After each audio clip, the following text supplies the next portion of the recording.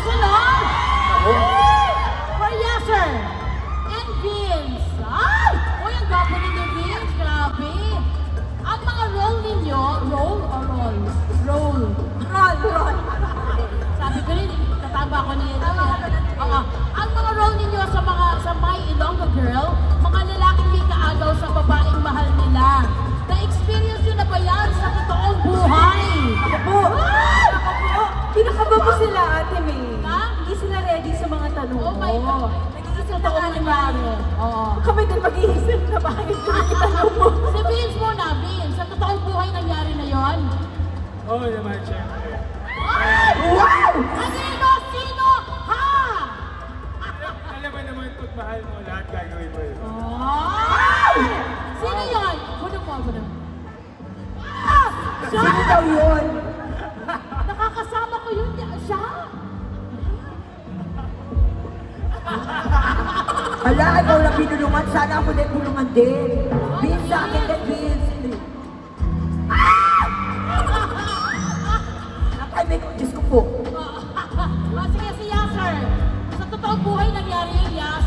Ako kasi Ate May, nababaliw ako sa pag-ibig eh. Oo, Totoo lang. totoo yan. Kaya- Di ba nabaliw ka din? Oo, Sa akin? Tama. Oo. Hindi, ako naman Ate May, sa totoong buhay to, di ba? Hindi. Kanina pa natin pinag-uusapan. Hindi, to be honest, sa totoong buhay, siguro ako mas, kapag alam kong meron ng kahati, parang hinahayaan ko na lang. Kasi alam ko naman yung self-worth ko eh. Yun na lang, para sa lahat ng mga kapuso natin, hindi tayo para maghabol. Ay, ibig ko Wow. sabihin, hindi mo yung pinaglalaban kahit mahal mo? Wow! Oy, Hindi naman magkakaroon- Pinaglaban naman niya. Oo, Kaso eh. talagang pinaglaban niya. Huwag kang makialam. Malay ko ba? Joke lang. May sunod na question. Ngayong malapit na ang Valentine's Day, which will happen next week, anong advice niyo sa mga gustong mga babae? Ano daw, Ate May? Ito kasi, makatitig kasi ko eh. Akala mo alam niya yung sagot eh. Okay, ulit. Ngayong malapit na ang Valentine's Day, ano ang advice nyo sa guys na may gusto sa babaeng iba ang mahal? Oh. Okay, Vince. Ako masasabi ko lang sa lalaking may gusto na iba ang mahal. Yes. Tama.